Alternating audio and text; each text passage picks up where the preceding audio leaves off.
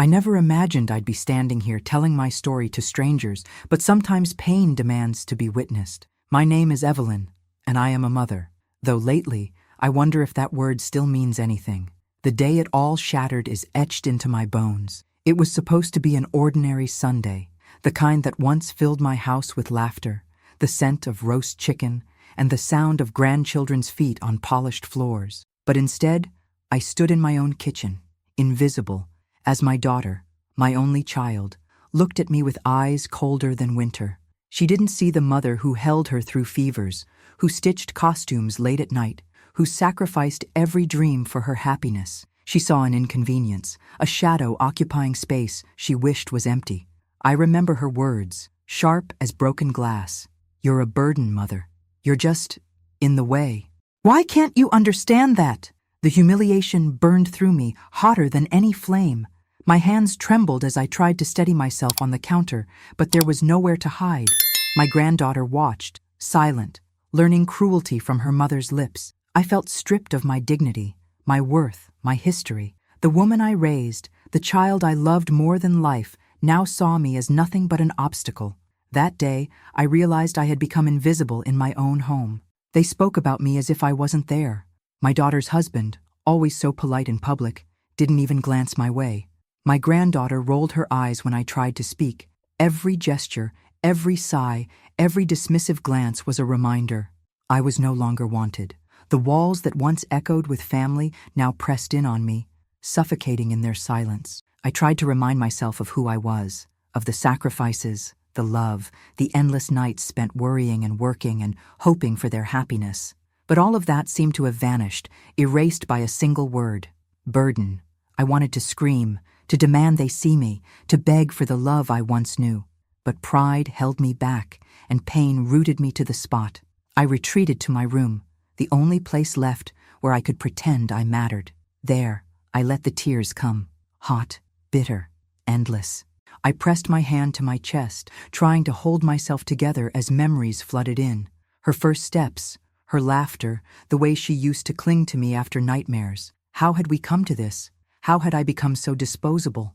That night, I stared at the ceiling, replaying every moment, every word. The ache in my heart was unbearable, a hollow emptiness where love used to be. I realized then that I was truly alone. My family, the people I had given everything to, had cast me aside like an old coat. I felt humiliated, betrayed, and utterly broken. But even in that darkness, a small ember of resolve began to burn. If this was what they thought of me, if this was how they repaid a lifetime of devotion, then perhaps it was time to rewrite the story. I didn't know how or when, but I knew one thing. I would not let their cruelty define me. This is my story, and I will tell it, every raw, painful detail, so that no one ever forgets what it feels like to be cast aside by those you love most. Before the bitterness, before the word burden was spat in my face, my life was defined by devotion. I was never the kind of mother who counted sacrifices or kept score.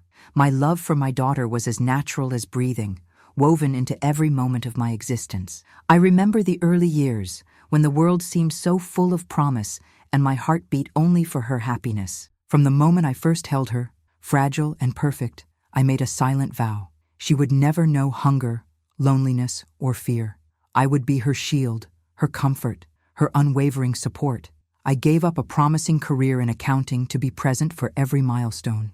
While others climbed ladders and chased ambitions, I measured success in scraped knees, kissed, school projects crafted by hand, and lullabies sung long after midnight. My days were filled with small acts of love, packing lunches with handwritten notes, sewing costumes for school plays, staying up late to help her study for exams. I learned to bake her favorite chocolate chip cookies, to braid her hair just the way she liked, to listen without judgment when she needed to talk. Every joy she experienced became my own.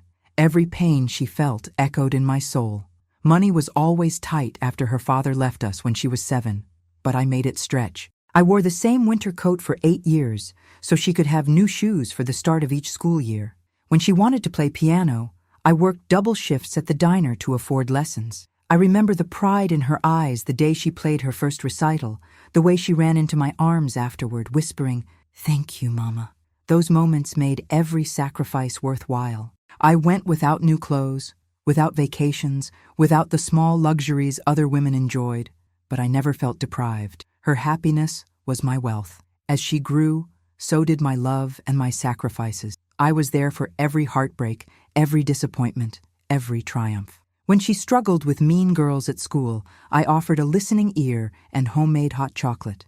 When she doubted herself before college applications, I reminded her of her strength and intelligence. I celebrated her victories as if they were my own, staying up all night to help her prepare for presentations, driving hours to attend her college graduation. I never asked for gratitude, only the chance to see her flourish. When she married David, I welcomed him as the son I never had. I opened my home, my heart, my life to him completely. I cooked Sunday dinners for them every week, babysat their daughter Emma whenever they needed time alone, and did everything I could to ease their burdens as young parents. I wanted them to know they could always count on me, no matter what. I helped with mortgage payments when David lost his job, provided free childcare for years, and never once complained about the inconvenience. I never imagined that my presence would one day be seen as an intrusion. Looking back, I see how I lost myself in their needs. I forgot to nurture my own dreams, my own identity, because theirs always came first. I was the silent force holding everything together, the glue that kept the family from falling apart. I took pride in my role as the family matriarch, believing that love and loyalty would be enough to secure my place forever.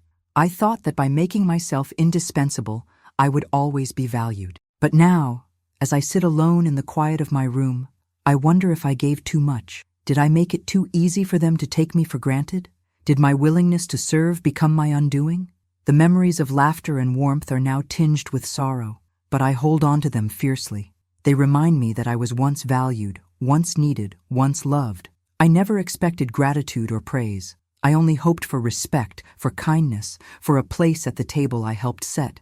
Instead, I became invisible, my sacrifices forgotten, my love dismissed. This is the wound that aches the most, not the loss of comfort or security, but the erasure of everything I once was. Still, I refuse to let regret consume me. My story is not just one of pain, but of love. Love given freely, even when it was not returned. The woman they now call a burden was once their everything, their anchor, their safe harbor in every storm. It didn't happen overnight. The shift from warmth to coldness was gradual, almost imperceptible at first. There were small things, a missed "thank you," a curt reply, a look that lingered too long and said too much. I brushed them off, telling myself she was tired, stressed, overwhelmed with work and motherhood. But deep down, I felt the ground shifting beneath my feet. It started with the way she spoke to me, her tone sharper, her words clipped and impatient. She stopped asking for my opinion, stopped including me in family decisions. When I offered advice based on decades of experience, she rolled her eyes or sighed dramatically. "I know, Mother," she'd say, as if my wisdom was nothing more than outdated nonsense. Her husband David followed suit, barely acknowledging my presence unless he needed something. The man who once called me Mom and hugged me warmly now treated me like a piece of furniture. Even my granddaughter Emma, once so affectionate and eager for my stories, began to pull away, mimicking her mother's indifference. The child who used to run to me with scraped knees and broken toys now barely looked up from her phone when I entered the room. There were family gatherings where I felt like an unwelcome guest in my own home. They'd make plans without telling me, leave me out of conversations, share inside jokes I didn't understand. I'd find out about birthday parties and celebrations after the fact, my invitation clearly an afterthought. The house that once buzzed with activity and inclusion now echoed with silence and exclusion. I watched from the sidelines as they created new traditions without me, new memories that didn't include the woman who had made their happiness possible. The comments grew bolder and more cutting. "You don't have to do that, Mother," she'd say, snatching the laundry from my hands with irritation. "We can manage without you hovering." I tried to help, to stay useful, to prove my worth through service, but every gesture was met with resistance or annoyance. They started locking doors I had never been barred from, whispering behind my back when they thought I couldn't hear, treating me like an outsider in the home I had opened to them. I felt the sting of their ingratitude in every cold glance, every dismissive word, every deliberate exclusion. The subtle cruelty manifested in countless ways that chipped away at my dignity. They'd change the television channel when I was watching, claiming I was hogging the remote. They'd eat meals without waiting for me, leaving me to dine alone with cold leftovers while they laughed together in the next room. My opinions were dismissed before I could finish speaking, my stories interrupted with yawns or obvious boredom.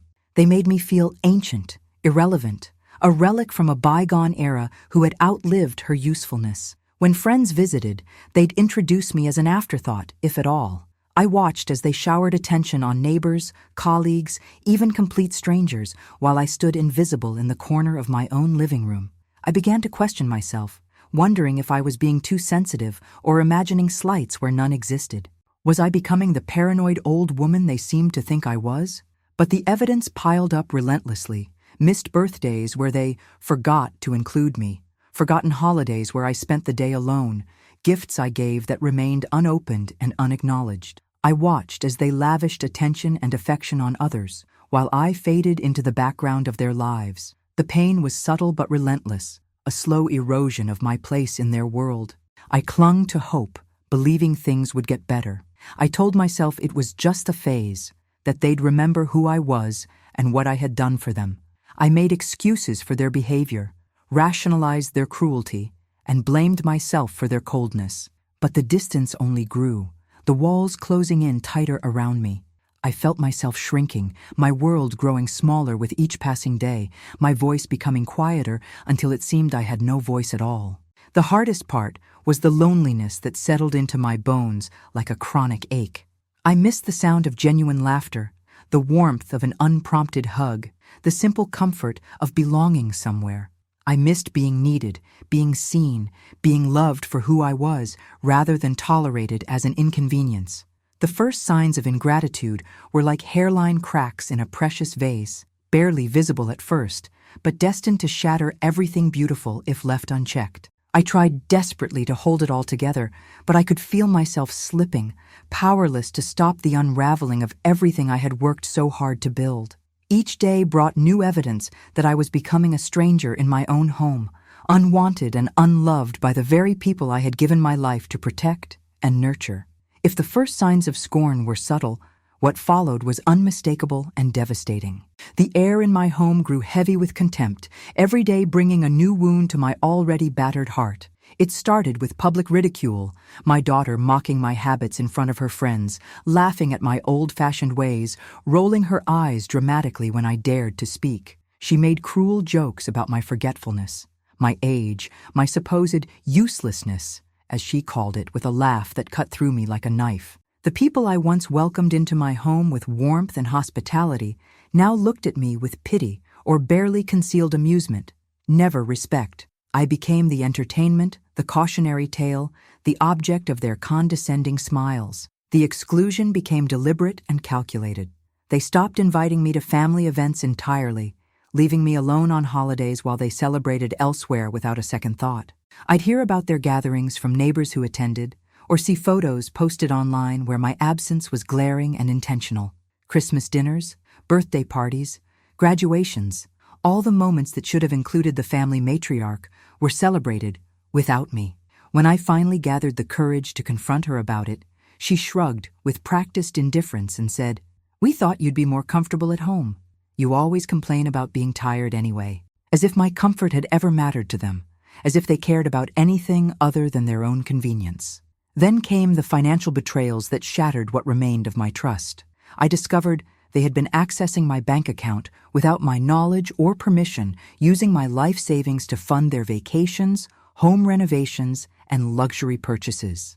When I questioned them about the unauthorized withdrawals, they accused me of being paranoid and ungrateful, of not trusting my own family.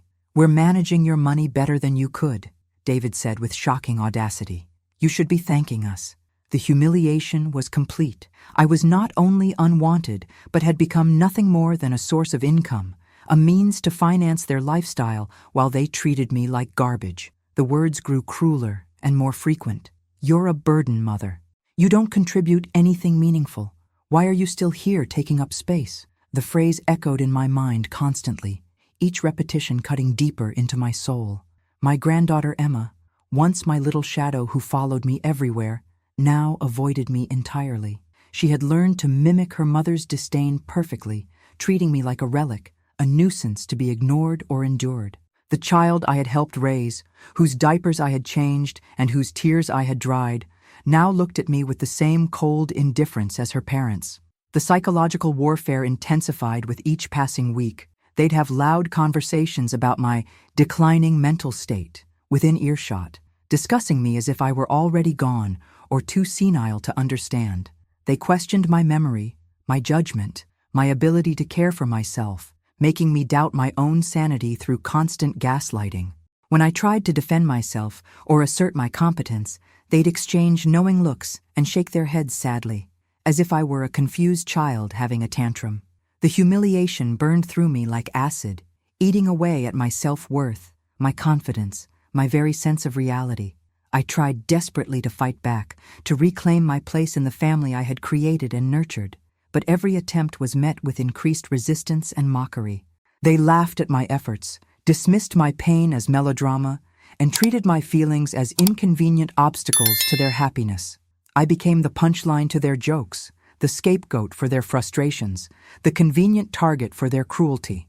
The home I had built with love and sacrifice became a prison, each room filled with memories of happier times, now tainted by their relentless cruelty. They began treating me like unpaid hired help, demanding I clean, cook, and serve, while offering nothing in return, not even basic courtesy or acknowledgement.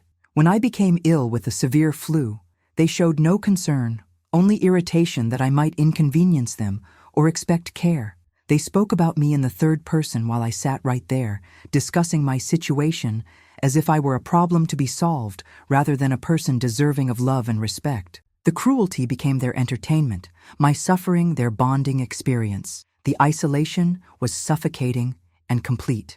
I stopped leaving my room except when absolutely necessary, stopped trying to engage with them, stopped hoping for change or redemption. I felt myself disappearing, my identity eroding with each insult, each betrayal, each moment of deliberate cruelty. The pain was relentless, a constant reminder that I no longer belonged anywhere.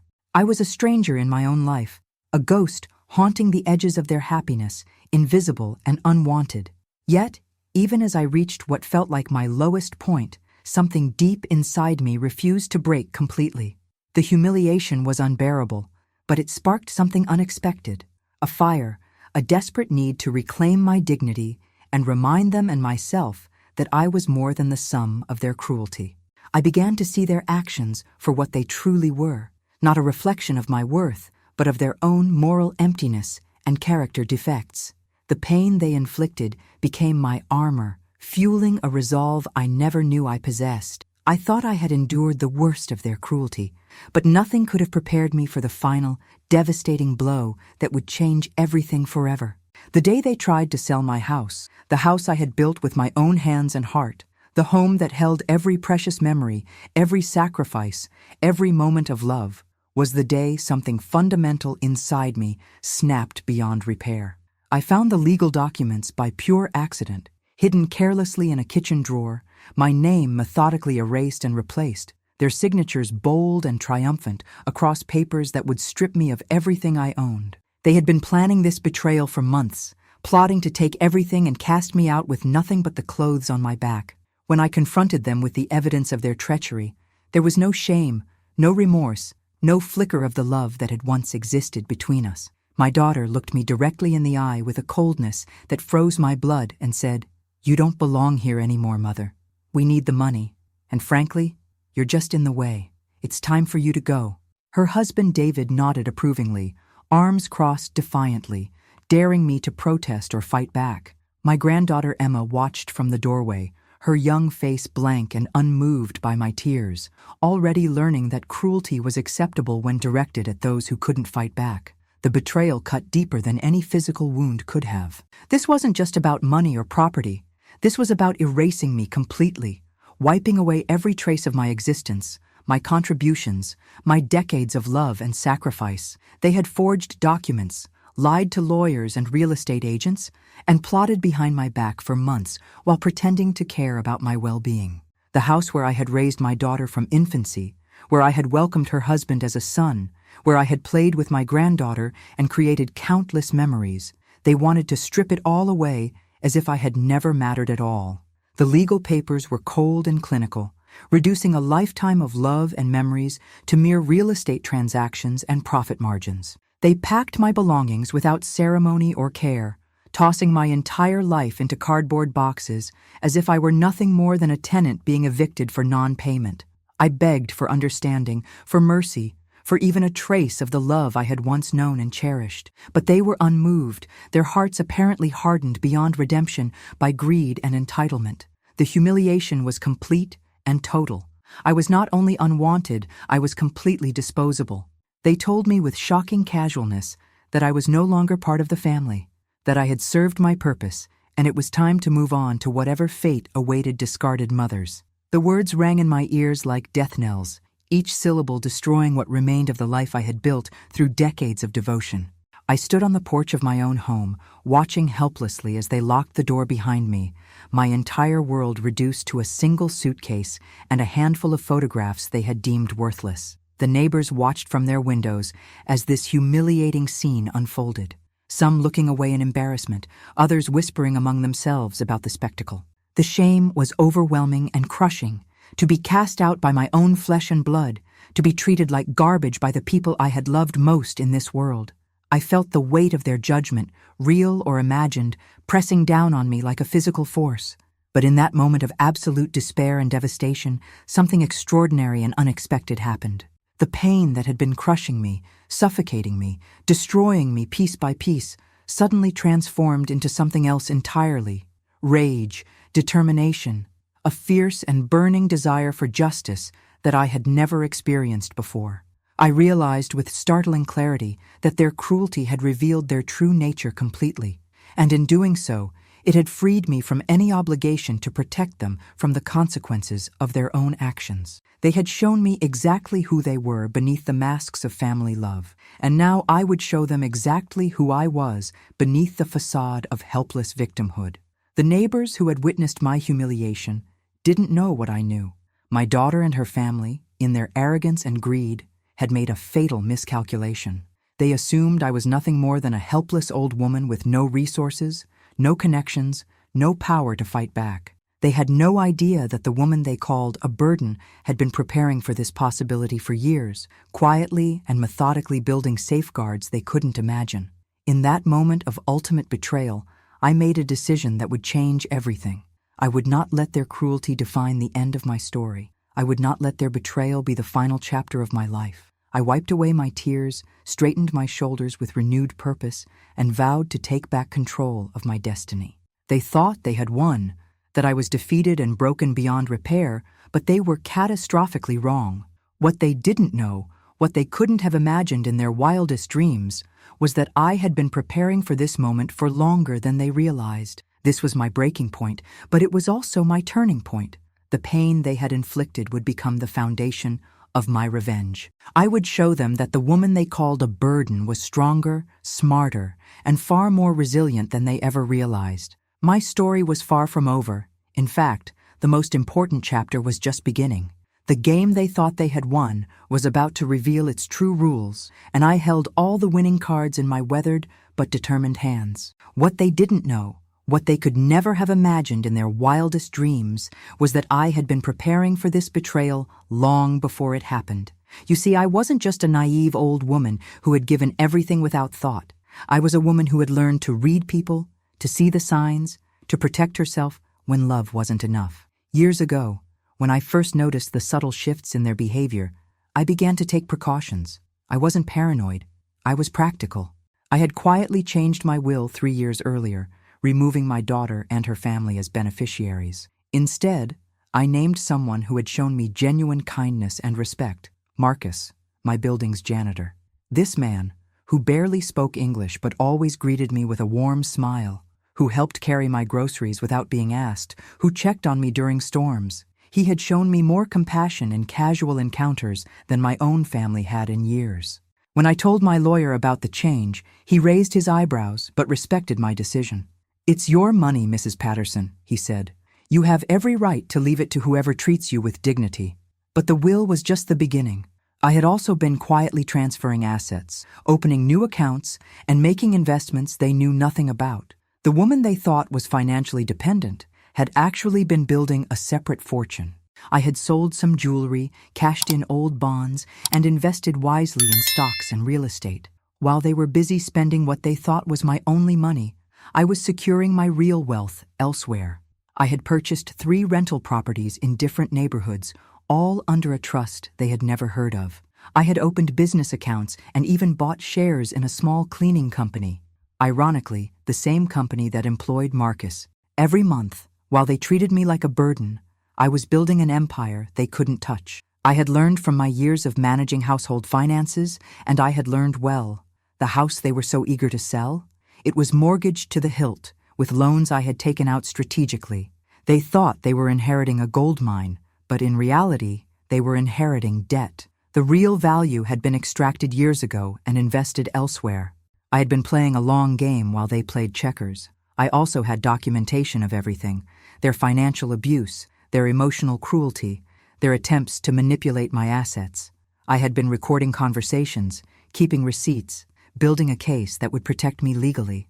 The woman they thought was losing her mind had actually been 3 steps ahead of them the entire time.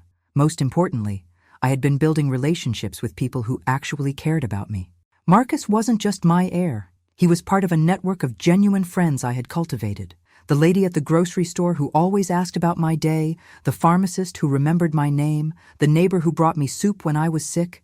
These people had become my real family, while my biological family had become strangers. They thought they were so clever, so superior, so entitled to everything I had worked for. But they had underestimated the woman who had raised them, who had survived their father's abandonment, who had built a life from nothing. They saw weakness where there was actually strength, confusion where there was actually clarity, helplessness where there was actually power. As I stood on that porch with my suitcase, I wasn't just a broken old woman. I was a strategist whose plan was finally coming to fruition. They had played right into my hands, revealing their true nature completely and giving me all the justification I needed to execute the justice they so richly deserved. The game was about to change, and they had no idea what was coming. For 6 months after they threw me out, I lived quietly in a modest apartment I had secretly purchased years earlier. They thought I was staying in some rundown senior facility, struggling to survive on Social Security. They couldn't have been more wrong. My new home was comfortable, peaceful, and most importantly, filled with people who actually cared about me. Marcus helped me move in, refusing any payment, just happy to help someone who had treated him with respect. During those months, I watched from a distance as they celebrated their victory. They renovated my old house with money they thought was theirs, threw parties, bought expensive cars, and lived like royalty. My daughter posted photos on social media, showing off her new lifestyle, her designer clothes, her luxury vacations. She never once mentioned where the money came from, never acknowledged the mother she had discarded like trash. They mocked me to anyone who would listen. I heard through mutual acquaintances that she was telling people I had lost my mind and that they had no choice but to take control of my finances. She painted herself as the long-suffering daughter who had sacrificed so much to care for her difficult mother. The lies came so easily to her, the victim narrative so perfectly crafted. She had convinced herself that she was the hero of this story. Meanwhile, I was building my new life with quiet determination. I volunteered at a local charity, made genuine friends, and discovered interests I had forgotten I had. I took art classes, joined a book club, and even learned to use a computer properly. The woman they had dismissed as useless was thriving without them. I was healthier, happier, and more at peace than I had been in years. But I was also watching, waiting, and preparing. I knew their spending habits, their weaknesses, their assumptions. I knew they thought the money would last forever, that they could live off my inheritance indefinitely. They had no idea that every dollar they spent was bringing them closer to their reckoning. I received regular reports from my lawyer, my accountant, and even from Marcus, who still worked in buildings where they lived and socialized. They were living beyond their means, taking out loans against assets they didn't really own. making financial decisions based on money that was never really theirs. They were digging their own graves with golden shovels. The most painful part was hearing about Emma, my granddaughter. She was learning their values, their cruelty, their sense of entitlement. She bragged to her friends about her family's sudden wealth, never knowing it was built on the betrayal of the grandmother who had once loved her unconditionally. She was becoming just like them, and that broke my heart more than their betrayal ever could. But my heartbreak was fuel for my resolve. Every story of their excess, every tale of their mockery, every report of their arrogance added to my determination. They thought they had won, but they were actually losing everything that mattered. Their integrity, their humanity, their future security. They just didn't know it yet. As the months passed, I could see the cracks beginning to show. The money was running out faster than they expected. They were starting to argue among themselves, to blame each other for their overspending. The stress was showing on their faces, in their relationships, in their desperate attempts to maintain their lifestyle. The storm was coming, and I was ready. I had been patient, strategic, and thorough. Every piece was in place, every detail planned. They had taught me that family meant nothing to them, so I would show them what nothing really looked like. The silence before the storm was almost over, and when it broke, it would wash away everything they thought they had built on the foundation of my pain. The day of reckoning arrived on a Tuesday morning in March, exactly 1 year after they had thrown me out of my own home. I had timed everything perfectly, waiting for the moment when their arrogance would be at its peak and their resources at their lowest. The first blow came in the form of an official letter from my lawyer, delivered simultaneously to their home and David's office. It was the reading of my updated will, the one they knew nothing about. They gathered in the lawyer's office, probably expecting to formalize their control over assets they thought they already owned. I can only imagine their faces when my lawyer began reading the document that would destroy their world. To my daughter and her family, who called me a burden and treated me as such, I leave exactly what they said I was worth to them: nothing. The silence in that room must have been deafening, but the real shock came next. To Marcus Rodriguez, who showed me kindness when my own family showed me cruelty, who treated me with dignity when my own blood treated me with contempt, I leave the entirety of my estate, including all properties, investments, and financial assets. I wish I could have seen their faces when they realized that the janitor they had barely acknowledged was now worth more than they could ever dream of being. The second blow came that same afternoon. Foreclosure notices arrived at the house they thought they owned, the house they had renovated with money that was never theirs. The mortgage payments had been deliberately missed, the loans had come due, and the property was being seized. They discovered that I had mortgaged the house to its full value years earlier, using the money to build my real wealth elsewhere. They weren't inheriting an asset, they were inheriting debt. The third blow was the cruelest. Eviction notices for David's office space, which I had been secretly paying for through a shell company. His business, which he thought was thriving, was actually surviving on my subsidies. When those payments stopped, the house of cards collapsed. His clients, learning about his financial instability, began fleeing to competitors. The man who had stood silently while his wife abused me was now facing professional ruin. But I wasn't finished. The fourth blow came in the form of legal action. I had documented years of financial abuse, emotional cruelty, and elder abuse. My lawyer filed charges that would follow them for years, ensuring that their reputations would be as destroyed as their finances. The community that had once admired their sudden wealth now saw them for what they really were: cruel, greedy people who had abused a vulnerable family member. The phone calls started immediately. First came anger, screaming, threatening, demanding that I fix this mess.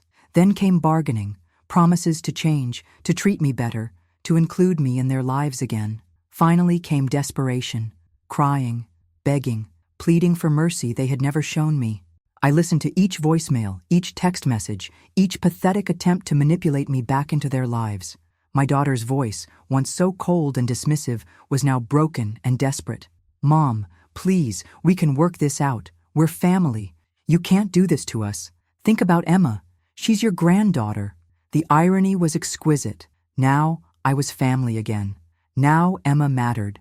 Now they remembered that blood was supposed to mean something.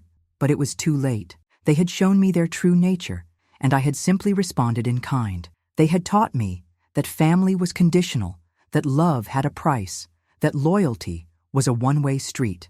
I had learned their lessons well, and now I was applying them with the same ruthless efficiency they had once used against me. The woman they had called a burden had just proven that she was the one carrying the weight of their entire existence. Without me, they were nothing. No money, no security, no future. They had bitten the hand that fed them, and now they were starving. The day of truth had arrived, and the truth was devastating. They had destroyed the only person who had ever truly loved them, and now they would pay the price for that destruction for the rest of their lives. The aftermath was swift and merciless. Within 3 months, they lost everything: the house, the cars, David's business, their social standing, their future security. They were forced to move into a cramped apartment in a neighborhood they had once looked down upon. My daughter, who had once mocked my old clothes, was now shopping at thrift stores. David, who had dismissed me as worthless, was working multiple part-time jobs just to pay rent.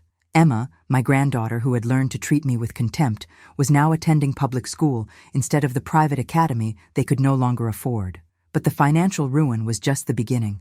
The legal charges I had filed followed them everywhere. David's professional reputation was destroyed.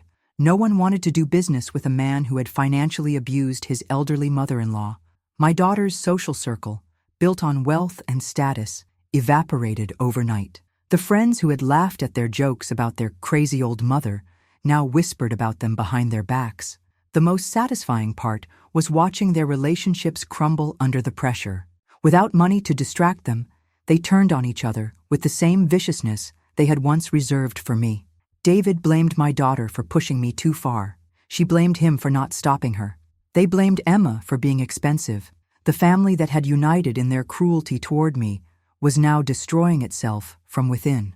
I received updates through Marcus, who had become not just my heir, but my friend and confidant. He told me about the times he saw them at the grocery store, arguing over every purchase, counting every penny like I once had to do. He told me about my daughter crying in the parking lot after being rejected for yet another job, her reputation preceding her wherever she went. The irony was perfect and complete. They had called me a burden, but I had been their foundation. They had said I contributed nothing, but I had been their everything. They had treated me as worthless, but I had been their entire worth. Now, without me, they were discovering what being a real burden felt like, to society, to each other, to themselves. I felt no guilt, no regret, no desire to rescue them from the consequences of their own actions. They had made their choices with full knowledge of right and wrong. They had chosen cruelty over kindness, greed over gratitude, selfishness over love. I had simply given them exactly what they had given me: nothing. The woman they had dismissed as a helpless old fool had orchestrated their complete downfall with precision and patience. I had played the long game while they had focused on short-term gains. I had built while they had destroyed. I had planned while they had assumed. I had protected myself while they had exposed their true nature. Sometimes I wondered if I had gone too far, if my revenge had been too complete, too devastating. But then I remembered the coldness in my daughter's eyes when she called me a burden. I remembered the laughter when they mocked my pain. I remembered standing on that porch with a suitcase cast out by the people I had given my life to love. And I knew that justice, even when it comes late, is still justice. They had taught me that love was conditional, that family was expendable, that kindness was weakness. I had learned their lessons and applied them with the same ruthless efficiency they had once used against me. The student had become the master, and the master had delivered a masterclass in consequences. This was my revenge, complete and total. But more than that, it was my liberation. I was finally free from the burden of loving people who were incapable of loving me back. I was free from the obligation to sacrifice for people who saw sacrifice as weakness. I was free from the prison of unconditional love that had been entirely one-sided. The woman they called a burden had proven that she was actually their salvation, and now that salvation was gone forever. They would spend the rest of their lives learning to carry their own weight, and I would spend the rest of mine finally free from carrying theirs. 2 years have passed since the day of reckoning, and I can honestly say these have been the most peaceful years of my adult life. The woman who was once called a burden has discovered what it means to live without carrying the weight of ungrateful hearts. I wake up each morning in my comfortable apartment, surrounded by people who chose to love me rather than people who were obligated to love me and failed. Marcus has become like the son I never had. With his inheritance, he was able to bring his family from Guatemala, start his own cleaning business, and give his children opportunities he never dreamed possible. He visits me every Sunday, not out of obligation, but out of genuine affection. His children call me abuela and mean it. They draw me pictures, tell me about their school days, and hug me without being prompted. This is what real family feels like: chosen, cherished, and genuine. The healing process wasn't immediate or easy. For months I struggled with guilt, wondering if I had been too harsh, too final in my judgment. I questioned whether blood should have meant more than behavior, whether forgiveness should have trumped justice. But time has a way of clarifying truth, and the truth is that some betrayals are too deep to forgive, some wounds too intentional to heal. I've built a new life filled with purpose and joy. I volunteer at a senior center, helping other elderly people navigate family difficulties and financial planning. I've become an advocate for elder abuse prevention, sharing my story to help others recognize the warning signs I once ignored. My experience, as painful as it was, has become a source of strength and wisdom for others facing similar betrayals. The art classes I started have become a passion. My paintings hang in local galleries, and I've even sold a few pieces. The woman who was told she contributed nothing has discovered talents she never knew she possessed. I've written poetry about my journey, joined a writers' group, and found my voice in ways I never imagined possible. I've also found peace in forgiveness, not forgiveness of them, but forgiveness of myself. I forgive myself for giving too much, for ignoring the warning signs, for believing that love alone could change people who didn't want to be changed. I forgive myself for the years I wasted trying to earn love that should have been freely given. I forgive myself for not protecting myself sooner.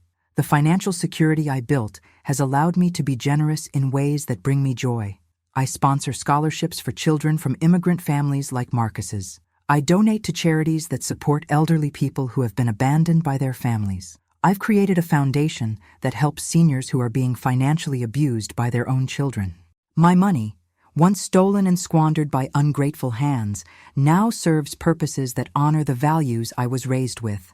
I still receive occasional messages from my daughter, birthday cards with generic messages, Christmas gifts that feel more like obligations than expressions of love. I don't respond. That chapter of my life is closed, and I have no desire to reopen it. She made her choice, and I made mine. We are both living with the consequences. Sometimes I wonder about Emma, my granddaughter, now a teenager growing up in the aftermath of her parents' choices. I hope she learns from their mistakes, that she understands the price of cruelty and the value of kindness. Perhaps one day, when she's older and wiser, she'll seek me out to understand what really happened. If that day comes, I'll be ready to share my story with compassion, but without compromise. The legacy I'm building now isn't one of bitterness or revenge. It's one of resilience, dignity, and the power of choosing your own family. I've learned that blood doesn't make you family. Love, respect, and loyalty do. I've learned that it's never too late to start over, to build something beautiful from the ashes of betrayal.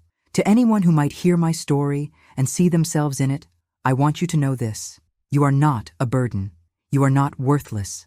You are not obligated to accept cruelty from anyone, even family. You have the right to protect yourself, to demand respect, to walk away from people who treat you as less than you are. You have the right to build a new family from people who choose to love you. The strength that remained after everything was stripped away turned out to be the strongest part of me. It was the part that had always been there, buried under years of self-sacrifice and people-pleasing. It was the part that knew my worth even when others couldn't see it.